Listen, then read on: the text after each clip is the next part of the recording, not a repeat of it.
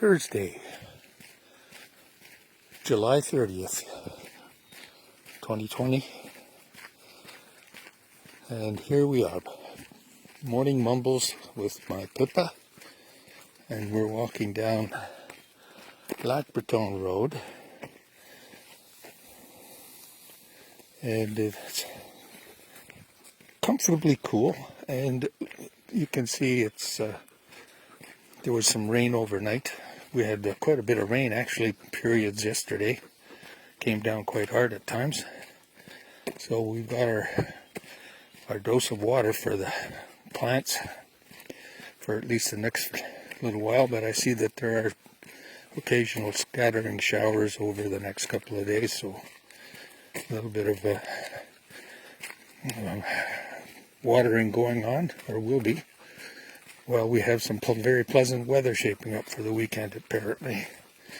So, yesterday I went for my ultrasound. A couple of things. One is, the address was 380 Curé-les-Belles, which is the 117, the old highway. So I left about 9:15 for my 10 a.m. Arrival, and on the way in, I should have known better. The traffic plugs up at certain points, and there's some kind of construction thing going on, and so it just adds to the anxiety where you say, am I going to make it? Anyway, so I get to Laval, and I follow the route that I had prepared for myself by looking it up on Google. And I get to 380 Curé-les-Belles in Rosemere, which it turns out to be an IGA grocery store. So I walked into the lobby of the grocery store, thinking maybe there's another stairwell or something to this quotes clinic. To make the long story short, I'm wearing my mask, and a lady there is greeting people and asking them to wash their hands, etc., like they seem to do all the time. And I said, I'm looking for the clinic. She says, it's not here. All in French, by the way. To make that long story short, she knew where the clinic was. It's at 380 Curé-les-Belles, but in Fabreville, which is about 2 or 3 kilometers south. And I happen to know, she says, by the McDonald's, near the McDonald's in Fabreville, which I happen to know when I was working with Serge in his shop there years ago. And so I skedaddled out of there, and sure enough I found 380 Curé-les-Belles in Fabreville, and it was a fairly large building with so I drove in there, and I parked in a place that says pick up your prescriptions or something. So there was a drugstore pharmacy in there, and it wasn't very well marked, so I'm walking around the hallways trying to find 101. I finally got there. It might have been 10 after 10, and I was supposed to be there for 10. And so I got in, stood there, waited for them to register me or whatever they did. Hey, Pippi, what you doing there, girl? Anyway, and then you got to come out of there, Pip. I don't want you. Come on out. Come on up. Good girl. I don't like her to go in the high plants because of ticks, possible ticks anyway. She didn't eat her supper last night, and gave her a bone this morning. Hang on, Pip. And then she went and buried it, and then she looked at her supper this morning, and it didn't seem to turn her on. Lily bought her some salmon, and she usually eats her fish once a week. Anyway, back to, so I finally got in there, and I was greeted then by some young nurse, I think, told me to take off my jeans and shoes and put on some kind of gown, and away I went. And so I'm lying on this bed, and I don't know, it's the first time I've ever had an ultrasound, so finally the doctor comes in and points, I'm pointing to where it hurts, etc., and I says, my regular doctor thinks it's bursitis, and he says, no, it's not bursitis. He touched a part of my hip. He said, if it was bursitis, your pain would be right here and going down your leg, and that's a pain that I had a few years ago, by the way. So then he says it's, I forget what the muscle is, but it started with a P if I recall. And he says it's your muscle, blah, blah, blah, blah, blah, and it puts pressure on your sciatic nerve. And so then he had me move around, and after he had put some kind of gel or something all over my buttock. Pippi, where are you going? You want to go for a poop? You got to go down here. Come this way. Go here. Go look. Oh, she must smell some creature or something. No, you're not going in there. The mosquitoes are out today. Come out. No, you come out of there. Let's go. So he's smearing this gel all over me and asking me to bend my leg. I'm on my stomach, and I start getting a cramp. And I said, I'm getting a cramp. He said, okay. But he didn't do anything. And he said, move this way, move that way. I said, well, yeah, I'm getting a cramp. Move this way, move that way. And then after a couple of minutes, he says, you're going to feel a pinch. Yeah, sure enough, I felt a pinch. And I guess he was injecting the cortisone. And after he was done, I said, what did you do? He says, well, I gave you some, I think, lidocaine and cortisone. And I said, oh, okay. And that was about it. He was done. And I said, nothing else I have to do? Nope. Bye-bye. So today, I don't have that regular burning feeling that I have in the morning. But I can sure feel where he was poking around in there. So I don't know if that means that I'm fixed or not, but I did my stretches this morning, as I have done for, I think it's 147 days now straight. And I'm kind of convinced that my stretching in the morning is very helpful to my condition, because it's not nearly as bad as it was in February and March and April, where I could barely tolerate it in the mornings. So there you go. I don't know how many folks have had a similar kind of experience. I've now had one injection of cortisone, which I know is not a good thing to have over the long term.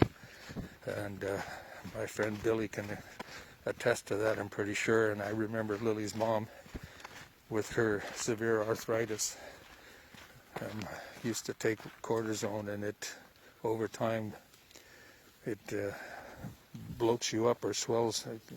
You retain water, and so anyway, you got to be careful with that stuff. So what else is happening?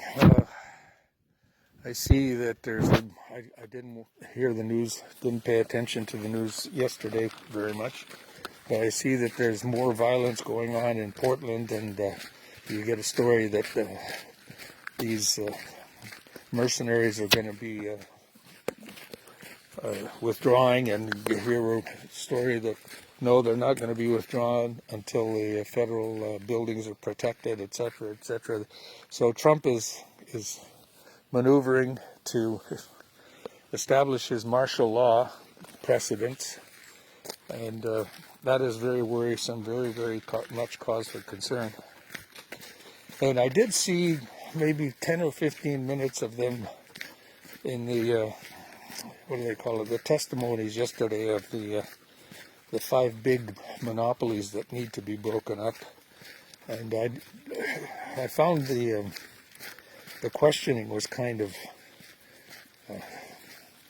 not very effective, I guess is the word, other than I do recall, I think it was Zuckerberg was basically admitting that they took over Instagram because Instagram posed a competitive threat, which is by definition what the antitrust laws are set up to prevent, a larger company buying up its competition. And so the real issue for me, as a very simple-minded economics 101, economics 201, economics 301, way back in McGill for my BCom, you know, the macro and the micro views. Well, when you get monolithic corporations like Amazon that are so large, have so many resources, are so dominant that they can just crush just about anything in their domain and expand their territory or their footprint, if you like, of businesses, which is what Amazon is doing, which is what Facebook has done. That's not good for the well-being of the majority of people. And so in principle, without even evidence, in principle, if the politicians were not corrupted by the lobbyists, etc., these large, huge companies of today, Google, Amazon, Walmart, Apple, Facebook, they would not be allowed to exist. They would be, if not by law, if it should be by law though, they would be restricted to their maximum size. Not only that, I believe that there should be restrictions on the gross compensation of CEOs and executives, something like instead of the 200 to 300 and some odd multiplier of CEO salary to average employee salary, it should be maximized at, say, 25, as it was in the post-war years. Anyway, I'm rambling quite a bit on my, let's call it my economic opinions. And the main reason I have those opinions is having been working in what I'll call corporate Canada for most of my life and seeing the business behaviors inside, particularly with IBM Canada, but not only, and then seeing what I would call legalized crimes of share buybacks, as an example, and exorbitant, undeserved, unearned salaries and compensation for executives. That's why I believe, because humans have flaws, several flaws that by their nature, for example, greed, selfishness, and those are flaws that only really become important when they're abused.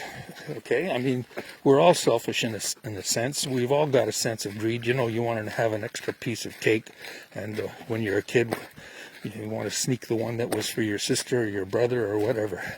But when you get into this economic, let's call it world, these flaws are in need of regulation, being limited and being basically criminal acts if they are exercised. So that's my thinking. That's my rationale. It's a very simplistic one in many senses, but it's rooted in my views of experiences of practices that I've seen. Anyway, we're on the other side of the lake.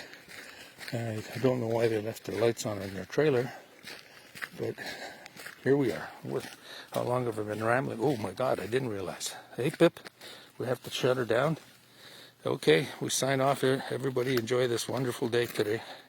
Pippy, we're done.